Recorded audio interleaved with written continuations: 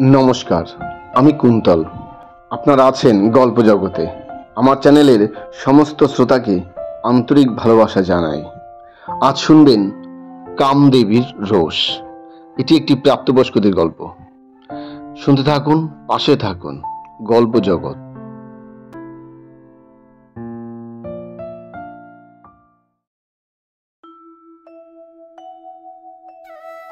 আমি ব্রজমোহন তান্ত্রিকের বাড়ি বসে আছি।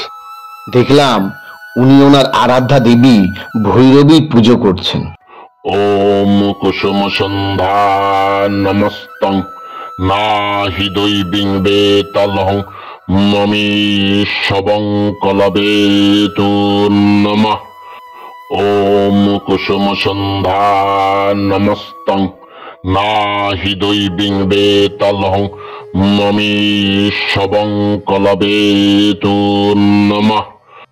ওম কুসুম সন্ধ্যা নমস্তং নাহি দৈবিং বেতলহং মমীশবং কলবেতু নমঃ।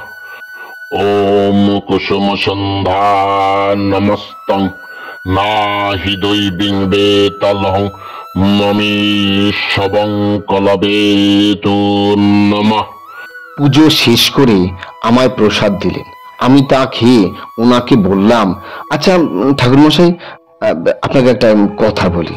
যদি কোনো সাধক কোনো দেবীকে আহ্বান করে এবং সাধকের সমস্ত মনের কামনা বাসনা দেবীকে নিবেদন করে, তবে কি সেই দেবী সমস্ত কামনা বাসনা পূরণ করে? ব্রজমোহন একটু চুপ থেকে বললেন, বুঝেছি তুমি কি বলতে চাইছো। শোনো আবির, অন্যান্য প্রাণীর কথা বলবো না, কারণ আমাদের অর্থাৎ মানুষের চেয়ে তাদের অনুভূতি খুবই সামান্য। তাই মানুষের কথাই বলবো। প্রত্যেক মানুষের উচিত তার সামর্থ্য অনুযায়ী কোনো বস্তুকে কামনা করা। কোনো মানুষ তার সামর্থ্যের ঊর্ধ্বে গিয়ে যদি কিছু প্রাপ্ত করে, তবে সেই প্রাপ্ত বস্তু উপকার করে বটে, তার চেয়ে ক্ষতি বেশি হয়। কারণ আমরা সাধারণ মনুষ্য, তবে কেউ কেউ সাধনা করে অসাধারণ হয়ে ওঠে। তবুও দেবতা বা দেবীর শক্তির কাছে সেই অসাধারণ সাধকের শক্তি বা ক্ষমতা একটি জলকণার ন্যায় সামান্য। তাই সাধকের উচিত নিজের সামর্থ্য অনুযায়ী দেবতা বা দেবীর কাছ থেকে কিছু অর্জন করা।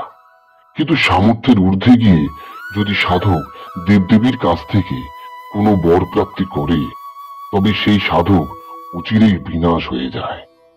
বুঝলাম, আপনি বলতে চাইছেন প্রতিটি মানুষের লোভকে সম্বরণ করা দরকার, শুধুমাত্র নিজের প্রয়োজনটুকু মেটানো, তাতেই প্রত্যেকের কল্যাণ হবে, কি তাই তো?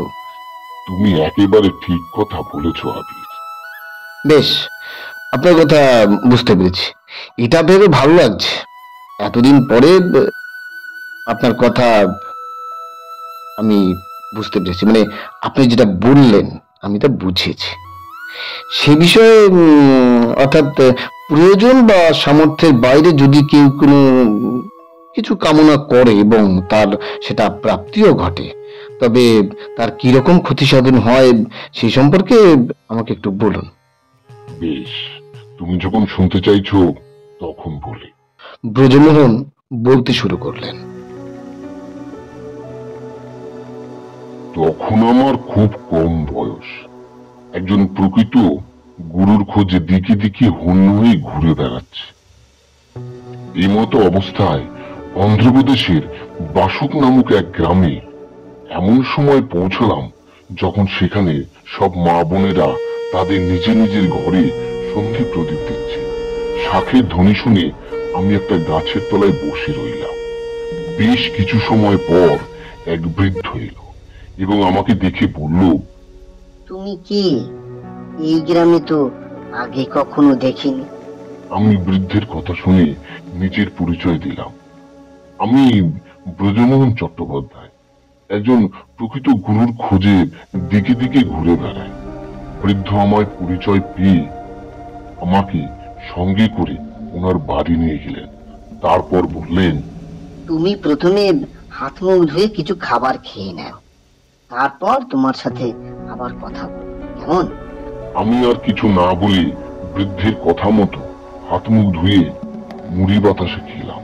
এরপর বৃদ্ধ আমার কাছে এসে একটা তক্তপোষে বসে বলল, তোমার কথা অনুযায়ী তুমি সাধনা করবার জন্য বাড়ি থেকে বেরিয়েছ এবং একজন প্রকৃত সাধক পেলেই তার কাছ থেকে দীক্ষা নিয়ে সাধনা শুরু করবে।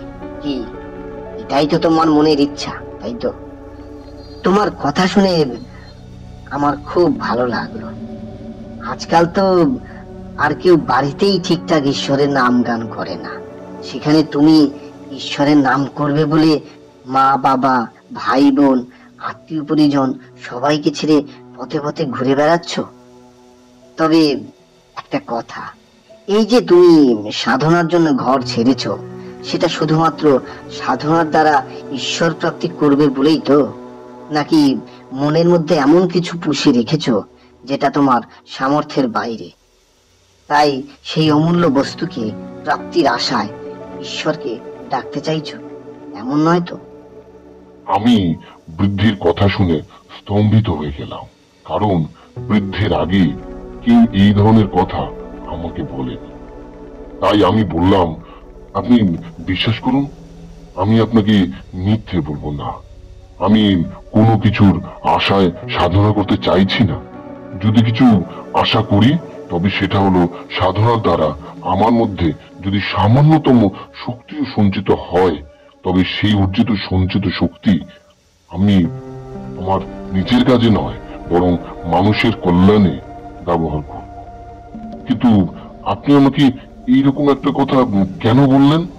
এর কারণ কি? উনি আমার কথা শুনে বললেন, কারণ তো অবশ্যই আছে, তবে আজ নয়, আজ এ কথা বলবো না। কাল তোমাকে একটা জায়গায় নিয়ে যাব, একজনকে দেখাবো তোমায়, তারপর বলবো। এখন তুমি খেয়ে শুয়ে পড়ো। আমি আর তাকে কিছু বললাম না, খেয়ে শুয়ে পড়লাম। পরদিন সকালে বৃদ্ধ আমাকে একটা বহু পুরনো মন্দিরের কাছে নিয়ে গেল। মন্দিরের বারান্দায় একজন মুমূর্ষু রোগী পড়েছিল। পরনে কিছুই ছিল না, শুধুমাত্র কোমরের ছোট্ট একটা কাপড়ের টুকরো পরা ছাড়া। আরো একটা জিনিস লক্ষ্য করলাম, মুমূর্ষু ব্যক্তির লিঙ্গ থেকে অনবরত পুঁজ নিষ্কাশিত হচ্ছে। বৃদ্ধ আমাকে মন্দিরে প্রবেশ না করিয়ে পাশের একটা গাছতলায় নিয়ে বসালো এবং নিজেও বসে আমায় বলতে শুরু করলো। আমি এখন যে ঘটনার কথা বলবো সেটা বহু যুগ আগে ঘটেছিল। সেই সময় এই গ্রামের নাম ছিল উদ্দল। সেই সময় এই গ্রামে বাস করত এক গরিব ব্রাহ্মণ, তার নাম ছিল কুশাদপি। তার একমাত্র পুত্র ছিল কৃষাণ। সে ছোটবেলা থেকেই দেখেছে তার দরিদ্র হওয়ার দরুন সমাজ তাদের সেভাবে মর্যাদা দিত না। তাই কৃষাণ দৃঢ় সংকল্প করলেন, তিনি তপস্যা করে কোনো দেবীকে আহ্বান করবেন এবং অতীব শক্তিশালী হয়ে তিনি সমাজের 10 জনের একজন হয়ে উঠবেন। যারা অত্যাচার করেছে তাদের বিরুদ্ধে লড়াই করবেন। তাই প্রথমে তিনি দিনরাত একাগ্রতার সাথে বিভিন্ন দেবদেবীর পুঁথি সংগ্রহ করে তাদের বিষয়ে বিস্তর জ্ঞান লাভ করলেন এবং সেই পুঁথি পড়ে কৃষাণ জানতে পারলেন প্রতিটি দেবতা এবং দেবী শরীরের মধ্যে প্রচন্ড শক্তি এবং অনন্ত অসীম অলৌকিক ক্ষমতা বিরাজমান। কিন্তু সেই শক্তি এবং অলৌকিক ক্ষমতা কোটি কোটি বছর সাধনা করলেও মর্তলোকের কোনো মনুষ্য অর্জন করতে পারবে না। তবে কোনো মনুষ্য যদি কোনো দেবীর সাথে মিলিত হতে পারে, তবে দেবীর শরীরে থাকা সেই অলৌকিক ক্ষমতা ও শক্তি বীর্যের মাধ্যমে মনুষ্য শরীরে প্রবেশ করে যতটা ক্ষমতা ও শক্তির অধিকারী হয়, তা কোনো মনুষ্য 1,00,000 বার জন্ম নিয়েও সাধনা করেও অর্জন করতে পারে না। এটা জেনে সাধনার জন্য একজন প্রকৃতস্থ গুরুর খোঁজ করতে লাগলেন এবং অবশেষে চিরকুট নামক এক পর্বতের গুহায় বশীকরণ নামের এক ঋষির কাছে কৃষাণ মনের সমস্ত আশা সব কামনা জানালেন। সবটা শুনে ঋষি বশীকরণ বললেন, তুমি দরিদ্র হওয়াতে এই সমাজ তোমার সাথে যেরকম দুর্ব্যবহার করে নিজ মানসিকতার পরিচয় দিয়েছে এবং তাতে তোমার হৃদয়ে যে প্রকার ও ব্যথার অনুভব করেছ তা আমি অনুভব করতে পারছি। সমাজের ওই রকম ব্যবহারের ফলে তোমার হৃদয়ে যে প্রকার উচ্চাকাঙ্ক্ষা আর লালসার জন্ম হয়েছে সেটা অস্বাভাবিক নয়। তবে প্রতিহিংসা, মনের মধ্যে জন্মানো লালসা কোনো মনুষ্যত্বেরই উন্নতি ঘটাতে পারে না। তাই আমি বলবো, তুমি তোমার হৃদয়ে জমে থাকা সমস্ত ক্লেদ সরিয়ে শুধুমাত্র ঈশ্বরকে স্মরণ করো, যাতে তোমাকে এই মৃত্যুকে বারবার জন্মচক্র আবদ্ধ হয়ে আসতে না হয়। এতেই তোমার মঙ্গল হবে পুত্র। কিন্তু কৃষাণের ঋষি বশীকরণের দ্বারা ব্যক্ত উক্তি কর্ণগোচর হলো না। কারণ কৃষাণের হৃদয়ে আমাদের এই সমাজের প্রতি তীব্র জিঘাংসা আর সবচেয়ে সর্বোত্তম হওয়ার লালসা তখন হৃদয় প্রবলভাবে আকৃষ্ট করেছে। এই কারণে কৃষাণ ঋষি বশীকরণকে সঠিক পথ বলতে বললেন, যাতে তার অভিষ্ট লক্ষ্য হয়। ঋষি বশীকরণ কৃষাণের সংকল্পের কাছে হার স্বীকার করে বললেন, বেশ, তুমি যখন সংকল্পবদ্ধ হয়েই পড়েছ যে তুমি মুক্তি না হলেও কোনো প্রকার তোমার ক্ষতি সাধন হবে না, তুমি এটা চাইছো না যে তোমার মুক্তি হোক, কিন্তু সর্বোত্তম হতেই হবে। তবে শোনো, আমি যে মন্ত্র তোমাকে এখন শেখাবো সেটা হৃদয়ের অন্তরিক্ষে ধারণ করবে। মনে রেখো, এই সাধনা দীর্ঘ বছর করতে হবে, দীর্ঘ যুগও লাগতে পারে। সাধনা করার সময় অনেক প্রকার মায়া দ্বারা তোমাকে প্রভাবিত করার চেষ্টা করবে দেবীর সহচারীরা, কিন্তু যদি তুমি সেই মায়ায় আবদ্ধ হয়ে পড়ো তবে দেবীর দেখা তো তুমি পাবেই না, তার পরিবর্তে তোমার মৃত্যু ঘটবে এবং তুমি কয়েক লক্ষ জনম এই মৃত্যুলোকে এক অশরীরী ভিন্ন প্রেতাত্মা হয়ে আবদ্ধ হয়ে থাকবে। এবার তোমাকে সাধনা নিয়ম বলছি, শোনো। এই স্থান ত্যাগ করে কোনো এক নির্জন জলাভূমিতে প্রবেশ করবে। সেখানে আমার ইচ্ছা অনুযায়ী এক অষ্টাদশী কন্যা তোমার কাছে এসে প্রেম নিবেদন করবে। তুমি তার সেই আকাঙ্ক্ষা মনে মনে সম্পূর্ণ প্রত্যাখ্যান করে তার জনিদেশে নিজের বাহু দ্বারা আঘাত করে তাকে হত্যা করবে। তার মৃত্যু নিশ্চিত হলে সেই মৃত শরীর থেকে অস্থি নিষ্কাশিত করে সেই অস্থি দ্বারা পুনরায় একটি মানব দেহ রচনা করবে এবং সেই অস্থি দ্বারা নির্মিত মানব দেহের উপর পদ্মাসনে উপবেশন করে হৃদয়কে স্থির রেখে মন্ত্র উচ্চারণে ব্রতী হবে। যদি কোনো প্রকার পারিপার্শ্বিক উপদ্রবের কারণে ধ্যান ভঙ্গ হয় তবে কোনো প্রকারই আসন ছেড়ে উঠবে না, তাহলে আর কোনো ভয় থাকবে না। যখন তোমার সাধনা সম্পূর্ণ হবে তখন দেবী তোমার সম্মুখ পানে এসে আবৃত হবে এবং সহস্র কোটি পুষ্পের সুবাস ছড়িয়ে পড়বে বাতাসে এবং দেবীর সাথে থাকবে পশুরাজ সিংহ। তোমার সামনে যে দেবী আবির্ভূত হবে তিনি কাম দেবী। তাকে দেখেই তোমার হৃদয়ে মাতৃজ্ঞান নয় কামভাবে প্রস্ফুটিত হবে। তুমি এখন গমন করো, তবে গমনের পূর্বে আবারও শেষবারের মতো স্মরণ করাতে চাই, তুমি যে সাধনার পথে গমন করে সর্বোত্তম হতে চাইছ সেটা আক্ষরিকভাবে অমৃত মনে হলেও প্রকৃতপক্ষে গরলের চেয়েও অধিক ক্ষতি সাধনে তোমাকে নিমজ্জিত করবে। তাই শেষবারের মতো বা বলতে পারো অন্তিমবারের মতো ভেবে দেখো। কৃষাণ ঋষি বশীকরণের শেষ সাধনা বাণীও শুনেও নিরত্তর থেকে প্রণাম করে গন্তব্যের উদ্দেশ্যে বেরিয়ে পড়ল।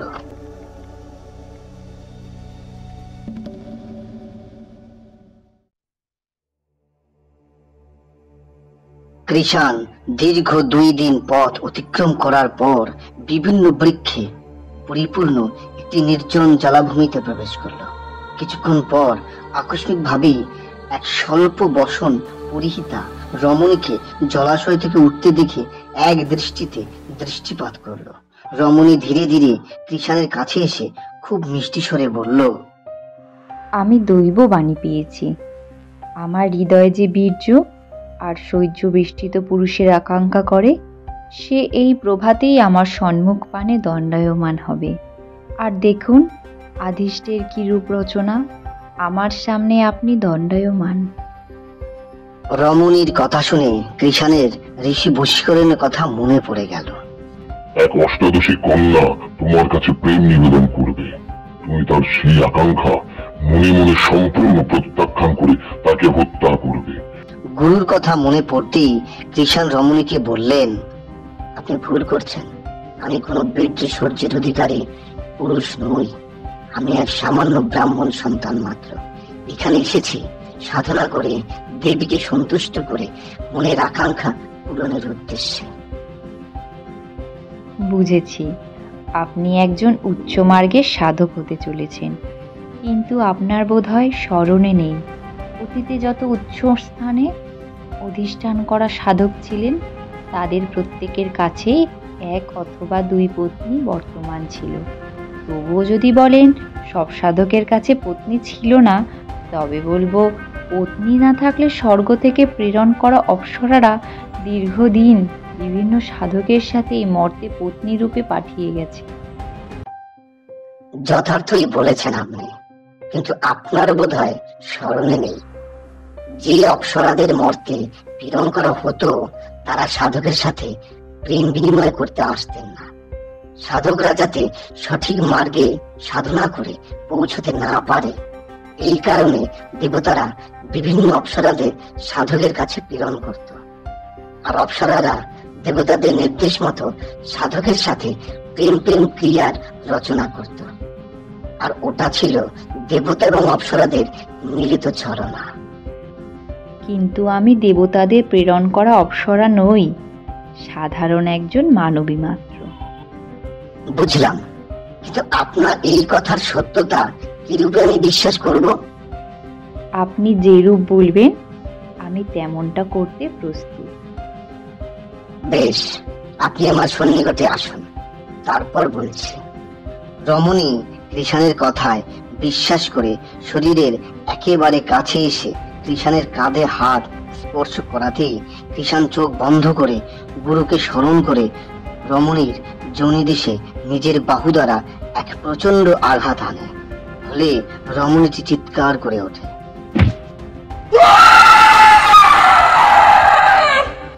কৃষাণ রমণীটিকে বাঁধনমুক্ত করলে রমণীর অর্ধমৃত দেহটি মাটিতে লুটিয়ে পড়ে। কৃষাণ এক দৃষ্টিতে ক্রন্দনরত রমণীটিকে দেখতে থাকে এবং রমণীর জনিদেশ থেকে অনবরত রক্তকরণ হয়ে চলেছিল। কিছুক্ষণ পর রমণীর দেহ থেকে প্রাণবায়ু নিষ্কাশিত হলে কৃষাণ রমণীর মৃত্যু শরীর থেকে অস্থি বার করতে শুরু করে।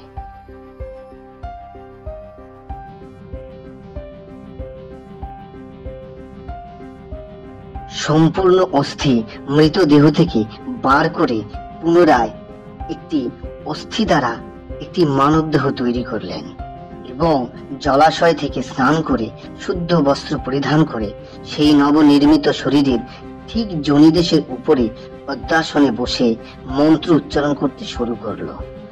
ওম নমো কৃষ্ণায় বিনাশং কম্প্রদ বিশং দেবং নমস্কার প্রদৌভ উদ্ভাব গ্লাসিং তামিন কোরু বিশং নমঃ। ওম নমো কৃষ্ণায় বিনাশং কম্প্রদ বিশং দেবং নমস্কার প্রদৌভ উদ্ভাব গ্লাসিং তামিন কোরু বিশং নমঃ। ওম নমো কৃষ্ণায় বিনাশং কম্প্রদ বিশং দেবং নমস্কার প্রদৌভ উদ্ভাব গ্লাসিং তামিন কোরু বিশং নমঃ। এই একই মন্ত্র বারংবার উচ্চারণ করতে থাকে। এইভাবে দিন যায়, রাত যায়, মাস বছর যায়, কিন্তু কৃষাণের ধ্যান একইভাবে চলতে থাকে। একের পর এক ঋতু চলে যায়, আবার সময়ের শেষে পুনরায় ঋতু ফিরে আসে। এইভাবে কত বছর যে অতিক্রান্ত হয়ে গেল, কৃষাণ তার কোনো অস্তিত্বই হৃদয়ে বিচরণ করতে পারল না। এইভাবে নির্বিঘ্নেই কৃষাণের সাধনা চলতে লাগলো। হঠাৎ একদিন রাতে কৃষাণ অনুভব করলো এক জ্যোতির্ময় প্রকাশ তার নয়ন সম্মুখে উপস্থিত।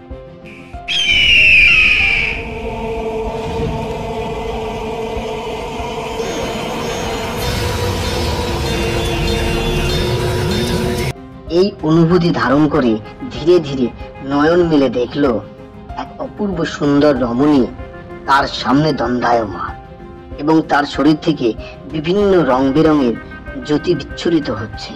রমণী খুব মিষ্টি স্বরে বলল,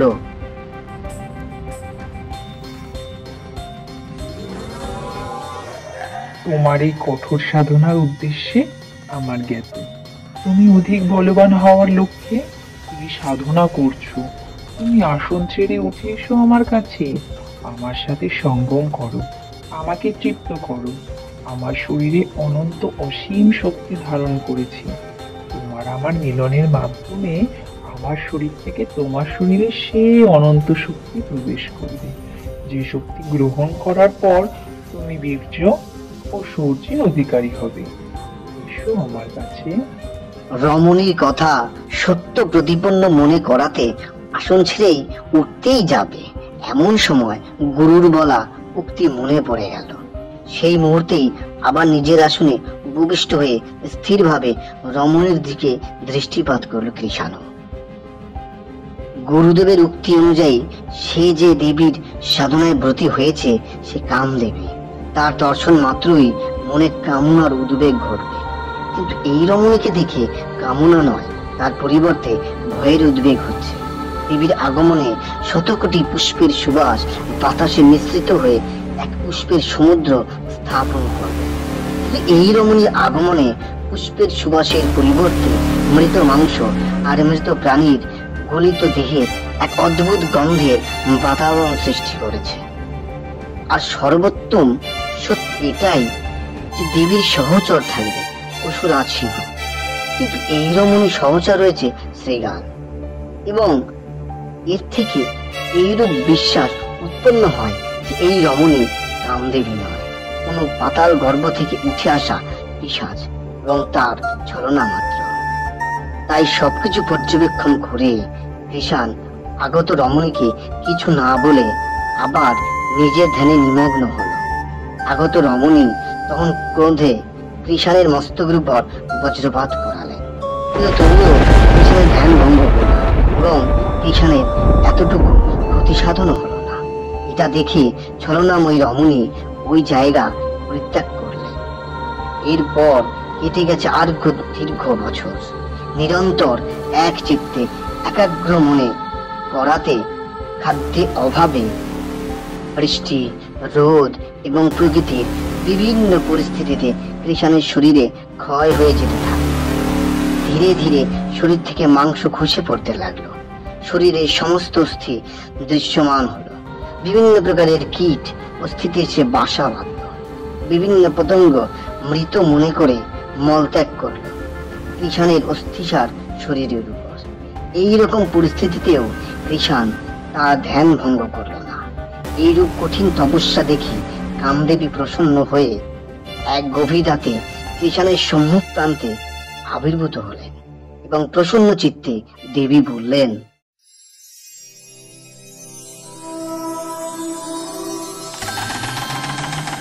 তোমার নেত্র দুটিকে আর আবৃত রেখো না, যার জন্য তুমি এত কঠোর তপস্যা করছো সেই আমি তোমার সন্মুখপানে, আমার দিকে দৃষ্টি দাও। কৃষাণের কানে দেবীর এইরূপ মধুর কথা যাওয়া মাত্রই কৃষাণ তার ধ্যান সমাপ্ত করে দেবীর দিকে দৃষ্টি দিলেন। প্রথমেই দেখলেন দেবী পশুরাজ সিংহের সাথে দণ্ডায়মান, তার 4টি বাহু রয়েছে। দেবীকে দেখে মাতৃভাব তো হচ্ছেই না, বরং তার পরিবর্তে অদ্ভুতভাবে কামভাব জেগে উঠেছে।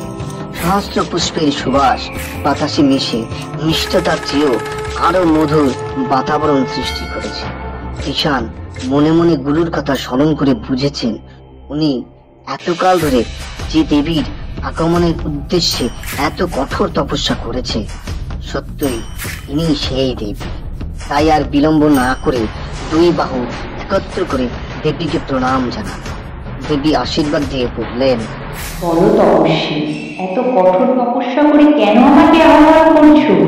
তোমার হৃদয়ের সমস্ত বাসনা, সমস্ত কামনা আমাকে ব্যক্ত করো। আমি অবশ্যই সেই সমস্ত বাসনা কামনা পূরণ করব। দেবীর কথা শোনার পর ঈশান অত্যন্ত নম্র স্বরেই বলল, হে দেবী, আপনি আমার সাধনায় তুষ্ট হয়ে আমাকে বর প্রদান করতে চাইছেন, এতে আমি ধন্য হয়ে। আমি মনুষ্য দ্বারা তৈরি এই সমাজ থেকে দরিদ্র হওয়ার দরুন অনেক লাঞ্ছনা, অনেক অবহেলা, অনেক কটু কথা সহ্য করেছি, এবং এই কারণে আমি এই প্রতিজ্ঞা করেছি, নিজেকে এই প্রতিশ্রুতি দিয়েছি, সবার চেয়ে উত্তম হয়ে, সবার চেয়ে অধিক বলশালী হয়ে আমার প্রতি হওয়া এই অন্যায়ের, এই অবমাননার প্রতিকার করব। তাই বিভিন্ন দেব দেবীর পুঁথি থেকে জ্ঞান সংগ্রহ করে আমি এই সিদ্ধান্ত উপনীত হয়েছি যে কঠোর তপস্যা করে কামদেবী তথা আপনাকে আহ্বান করব এবং আপনার সাথে নিরন্তর মিলিত হব। এর ফলে আপনার সাথে মিলিত হওয়ার দরুন আপনার মধ্যে থাকা অনন্ত ক্ষমতা আপনার কামরসের মাধ্যমে আমার শরীরে প্রবেশ করবে, আর তাতে আমি মহাবলিয়ান ও পরাক্রমশালী এক অনন্ত শক্তিধর মানবে পরিণত হব। হে দেবী, এই কারণে হেতু আহ্বান করা, আপনাকে আহ্বান করেছি। তাই আপনাকে মিনতি করছি, আপনি সত্যই যদি আমার এই সাধনায় তৃপ্ত হন, তবে আমার মনের ইচ্ছা পূরণ করুন। কামদেবী কৃষাণের কথা শুনে কিছুক্ষণ স্তব্ধ হয়ে রইলেন, তারপর বললেন, তোমার ইচ্ছা পূরণ করার আগে তোমাকে কিছু কথা বলি। এটা জ্ঞান জানো বলতে পারো। আমি কামদেবী, যৌনতা পূরণ করাই আমার একমাত্র ধর্ম, এটা সত্য। কিন্তু তুমি ভুলে যাচ্ছ, আমি সাধারণ মানবকন্যা নই, আমি একজন দেবী। আমার স্থান মৃত্যুলোক নয়, ব্রহ্মলোক। এ কারণে আমার সাথে একজন দেবতার মিলন হতে পারে, কোনো মানব নয়।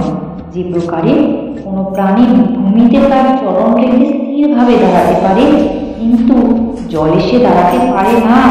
দাঁড়ানোর প্রচেষ্টা করলে জল সেই প্রাণীকে অতল গহ্বরে নিমজ্জিত করে এবং বায়ুর অভাবে সেই প্রাণীটির মৃত্যু ঘটে।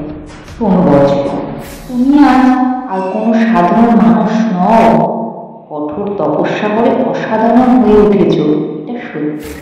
কিন্তু কোনো মানব যত কঠিন সাধনায় করুক না কেন, দেবতার না শক্তিমান হয়ে উঠতে পারে না। আমি জানি তোমার মধ্যে প্রবল কাম শক্তির উদ্ভব হয়েছে, এ দৃঢ় বিশ্বাস জন্মেছে। কিন্তু তোমার মধ্যে যত বৃত্তই কাম শক্তির জন্ম হোক না কেন, তা আমার যৌন শক্তির কাছে এক ধূলিকণার শতভাগের চেয়েও নগণ্য। তুমি সূর্যোদয় থেকে সূর্যাস্ত পর্যন্ত যতটা কামশক্তি উদ্ঘাটন করবে, তোমার সেই সমস্ত শক্তি আমার কাছে এক মুহূর্তে তা বিলীন হয়ে যাবে। যেরূপ সমুদ্রের প্লাবন সূক্ষ্ম বালি দ্বারা প্রস্তুত বাদ ধরে রাখতে অক্ষম, তুমি আমার যৌবনকে তৃপ্ত করতে অক্ষম হয়ে পড়বে। আর এই কারণে তোমার লিঙ্গে পচন ধরবে, সেখান থেকে পুঁজ নির্গত হবে। তোমার প্রাণবায়ু তোমার শরীর ত্যাগ করবে না, কিন্তু তুমি সবলভাবে জীবন ধারণ করতে পারবে না। তাই আমি তোমাকে কিছু পরিমাণ শক্তি প্রদান করছি, যেটা তুমি ধারণ করতে পারবে। এর ফলে তুমি কিছুটা বলিয়ান হতে পারবে এবং তোমার জীবনও বিনা সংকটে ধাপমাত্র হবে। এবার সিদ্ধান্ত তোমার। দেবীর সাবধান বাণী শোনার পরও ঈশান তার সংকল্প থেকে বিচ্যুত হল না। তিনি দেবীকে বললেন, আমি সামান্য পরিমাণ বলিয়ান হওয়ার জন্য এত কঠোর তপস্যা করিনি দেবী। আমি অনন্ত শক্তির অধিকারী হতে চাই, তাই আপনার সাথে মিলিত হওয়া আমার অত্যন্ত আবশ্যক।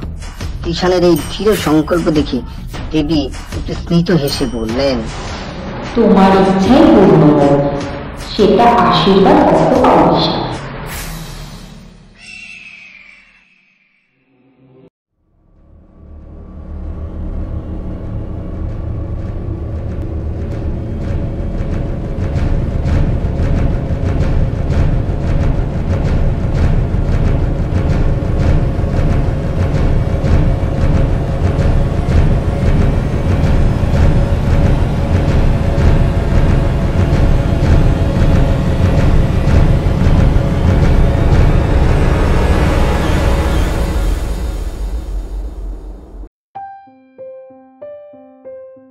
দেবী এরপর এক অপূর্ব সুন্দরী পৃথিবীর এক সাধারণ নারীর রূপ ধারণ করলেন এবং তার সাথে সাথে কৃষাণকে তার ক্ষয়ে যাওয়া শরীরের বিনাশ ঘটিয়ে এক অতীব সুশ্রী যুবকে পরিণত করলেন।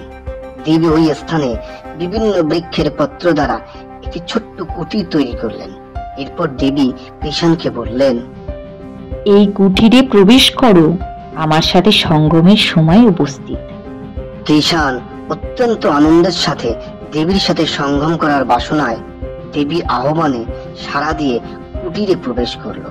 দেবী কুটিরের দ্বার বন্ধ করে কৃষাণকে বললেন, তুমি তোমার শরীরকে সম্পূর্ণ নগ্ন করো, তোমার সাথে আমি নিজেকেও সম্পূর্ণ বস্ত্রহীন করে ফেলেছি। কৃষাণ দেবীর কথায় বড় উৎসুক হয়ে নিজেকে সম্পূর্ণ বস্ত্রহীন করে ফেলল এবং দেবীর নগ্ন শরীর দেখে আলিঙ্গন করতে চাইল। সেই মুহূর্তে দেবী আবার বললেন, বৎস, তোমার কাছে এখনো অসীম সুযোগ রয়েছে, চাইলে এক্ষুনি প্রস্থান করতে পারো, কিন্তু আমাকে তুমি একবার স্পর্শ করো, তবে আমার যৌনতা তোমাকে পূরণ করতেই হবে। যদি তুমি সেই কাজে সফল না হও তবে তোমার দুর্গতি প্রাপ্ত হবে। কিন্তু দেবীর এই অন্তিম সাবধান বাণীও কৃষাণের কর্ণগোচর হলো না। দেবীর শরীরের অপরূপ লাবণ্য আর বিশ্বের সমস্ত নারীর শরীর অপেক্ষা সহস্রভাগ বেশি যৌবনাক্ত দেখে এই মুহূর্তে ভুলে গেল তার সম্মুখ প্রান্তে যে নারী দণ্ডায়মান সে পৃথিবীর কোনো নারী নয়, স্বয়ং কামদেবী, একজন দেবী। কৃষাণ তার সমস্ত যৌন শক্তি নিয়ে দেবীর সাথে সঙ্গম করতে শুরু করলো, কিন্তু কয়েক মুহূর্তের অপেক্ষা। এরপরেই কৃষাণ আর্তনাদ করে উঠল।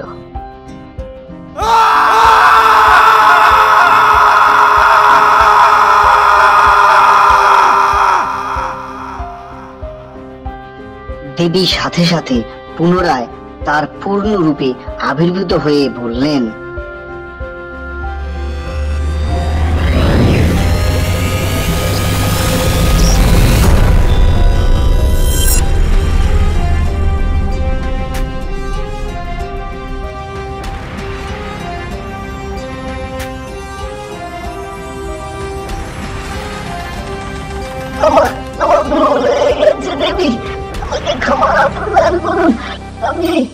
আমি আমার শরীরের তীব্র যন্ত্রণা সহ্য করতে পারছি না, সহ্য হচ্ছে না। আমাকে দয়া করে ক্ষমা করুন, আমাকে মৃত্যু দিন, আমাকে মৃত্যুদণ্ড প্রদান করুন দয়া করে, কিন্তু দয়া করে আমাকে শরীরের প্রাণ ধারণ করতে দেবেন না। দয়া করে ক্ষমা করুন, ক্ষমা করুন, আমাকে ক্ষমা করুন। বৎস, আমি তোমাকে এই কার্যের পূর্বই এই বল সম্পর্কে অবগত করেছিলাম, কিন্তু তুমি নিজ হৃদয়ে ধারণ করোনি, আর এই কারণে তোমার দণ্ড প্রাপ্তি হলো। তুমি পুঁথি অধ্যয়ন করে যে জ্ঞান অর্জন করেছ সেটা শুধুমাত্র দেবদেবীর যৌন সম্পর্কে জানার উদ্দেশ্য মাত্র। পৃথিবীর মানবের কাছে প্রেরণ করা হয়েছে যাতে মানবের হৃদয়ের মলিনতা দূর হয়ে যায়, কিন্তু তুমি পুঁথি অধ্যয়ন করে হৃদয়ের মলিনতাকে অনেক গুণ বাড়িয়ে দিয়েছ। কোনো মানুষ যদি তার সামর্থ্যের ঊর্ধ্বে কিছু প্রাপ্ত করে তবে সেই প্রাপ্তবস্তু সেই মানবের বিনাশ ঘটায়, এটা সত্য। তুমি জানতেই পারোনি, তুমি পুঁথি অধ্যয়ন করে শুধুমাত্র কাম প্রবৃত্তি হৃদয়ে জ্বালিয়ে তুলেছ। যদি পুঁথিতে অর্জিত সমস্ত বাক্য সঠিকভাবে মূল্যায়ন করতে তবে আর তোমার এই পরিণতি ভোগ করতে হতো না, আর এক দেবীর সাথে সঙ্গমের লালসা তোমার হৃদয়ে জন্মাতো না। আমি প্রস্থান করছি, তবে তার পূর্বে আবার তোমাকে স্মরণ করিয়ে দিচ্ছি। ধীরে ধীরে তোমার শরীরের সমস্ত মাংস শুকিয়ে যাবে, লিঙ্গে পচন ধরবে, সেখান থেকে পুঁজ নির্গত হবে। এক মুমূর্ষু রোগীর ন্যায় তীরের প্রাঙ্গণে ভূমিতে লুকিয়ে থাকবে। তুমি মৃত্যুর জন্য ছটফট করবে, তথাপি তোমার মৃত্যু প্রাপ্তি হবে না। বহু যুগ এই অকৃত্রিম যন্ত্রণা তোমাকে ভোগ করতেই হবে।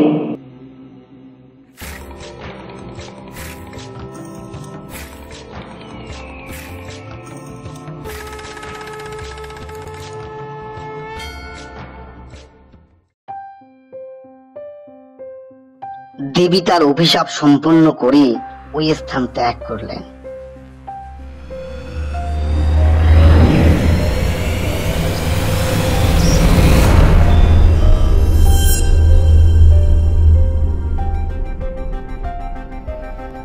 এর কিছুক্ষণ পর কৃষাণের সমস্ত শরীর শুকিয়ে যেতে থাকলো, ধীরে ধীরে পুনরায় রুগ্ন হয়ে গেল এবং ওই জঙ্গলেই পড়ে রইল। বেশ কিছু বছর ওই অবস্থায় পড়ে রইল এবং তার লিঙ্গ থেকে দেবীর অভিশাপ অনুযায়ী পুজ নির্গত হতে থাকলো। এইভাবে আরো দীর্ঘ কিছু বছর জঙ্গলে ঘুরে বেড়ালো।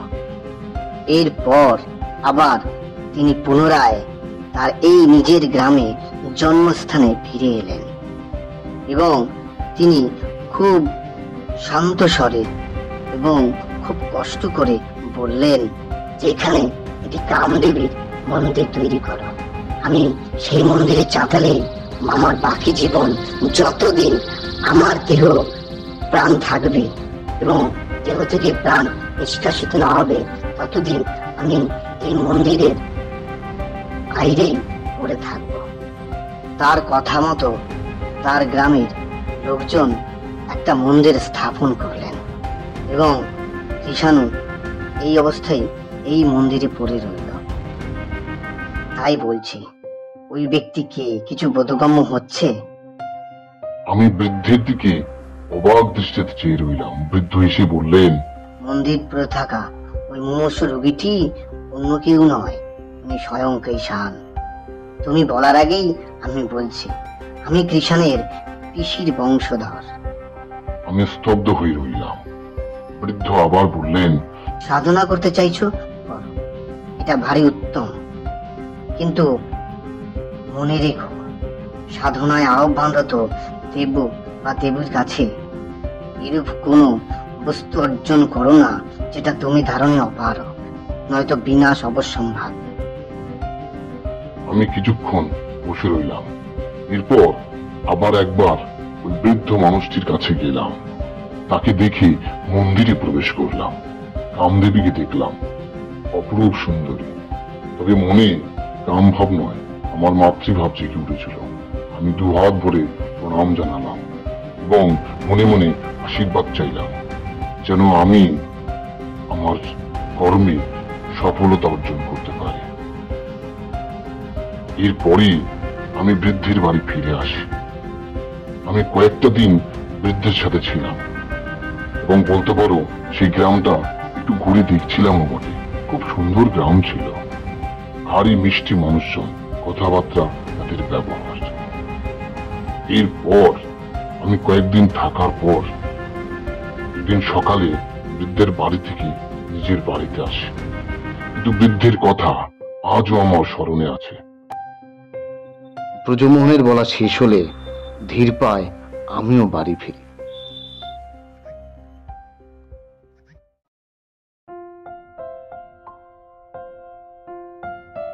গল্পটি কেমন লাগলো? যদি ভালো লেগে থাকে তাহলে অবশ্যই চ্যানেলটিকে একটি সাবস্ক্রাইব করে দেবেন, গল্পটিতে লাইক করে দেবেন, কমেন্ট করে জানাবেন কেমন লাগলো এবং আপনাদের মতামত। শুনতে থাকুন, পাশে থাকুন গল্প জগৎ। শুভরাত্রি।